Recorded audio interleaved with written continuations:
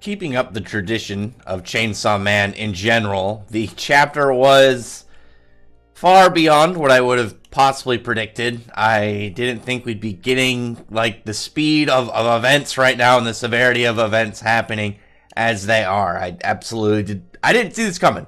Well, I saw it in the idea of the series eventually, like one day we would go to hell, but I didn't think it would be, a couple chapters after finding out. This is pretty spooky, and especially I'm very intrigued with Fujimoto's design scheme for hell. It seems very nothing like I've ever seen before, and I mean that from like I've seen lots of different variations of hell, but never this weird like dying yard. It's very strange. And then all the doors over the sky. I'm very curious to how that exactly works.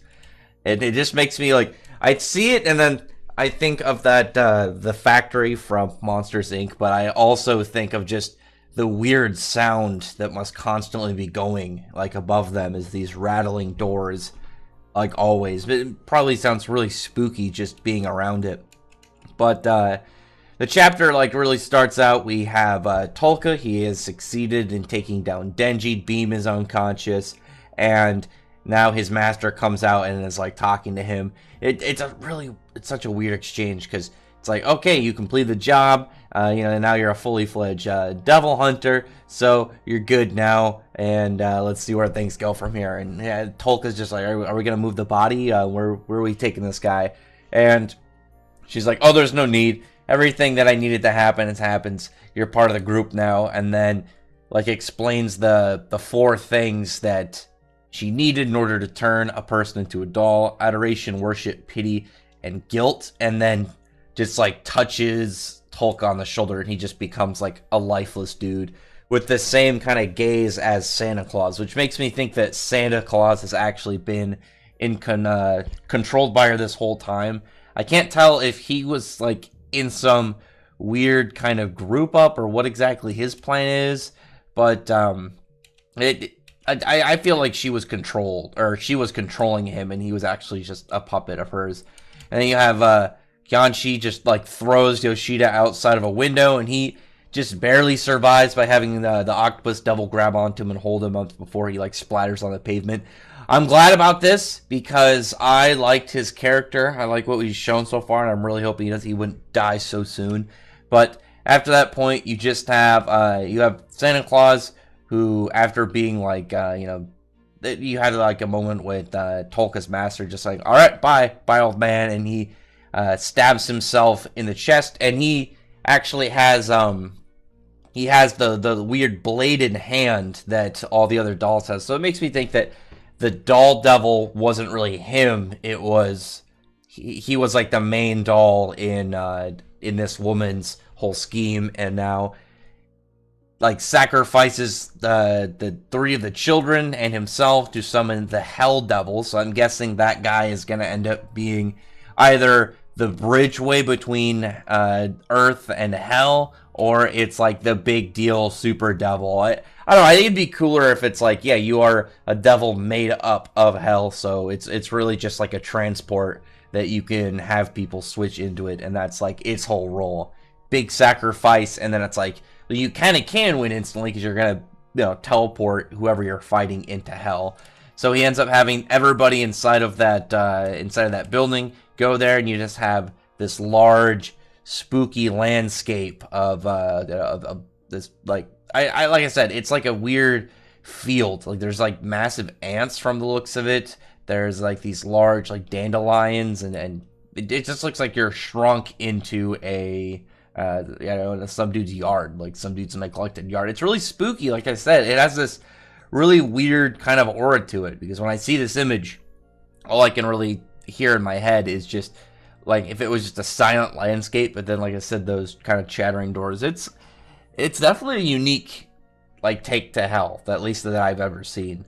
And so this chapter like read really fast, but it has so many questions. It has so many questions because clearly now that we're in hell so soon, you can look back at that chapter where the angel devil was talking to Aki and really see is that was just a direct buildup of what's to happen, because we know at least one thing, that the Gun Devil wants Denji's heart for some reason, but also the Chainsaw Devil seems to be like linked to like big events that happen in hell, whether he's like a kind of like big heavy I don't want to say landscaper. I just kind of I don't really know how to describe what position I'd put him, because he's just like a moderator of, all right, it's time for you to get out of hell, and because we aren't really sure, but I think it's got to be something that is kind of tied to it, and it's like Pochita was running away from it, like it was some weird job that he had to do.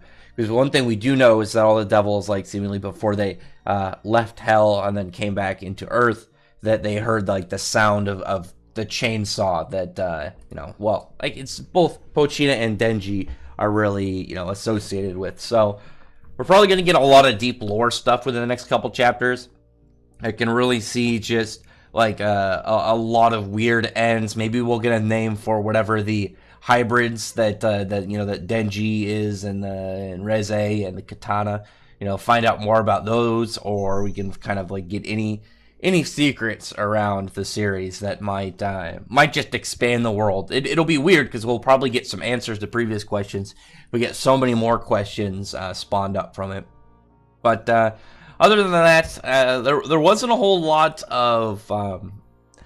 I would say there wasn't a whole lot of events. It was just that spooky build up for that, and then it just happens, and it's more of the shock. And it was one big event that happened in the chapter, and I am very intrigued to see where exactly it goes. And I would imagine because Yoshida was outside that he's not going to be there. I'm just looking at everyone. I see Kobeni, the Violence Fiend, Aki in their group, Power, Kianchi, her and her crew, the Angel Devil, I imagine Denji.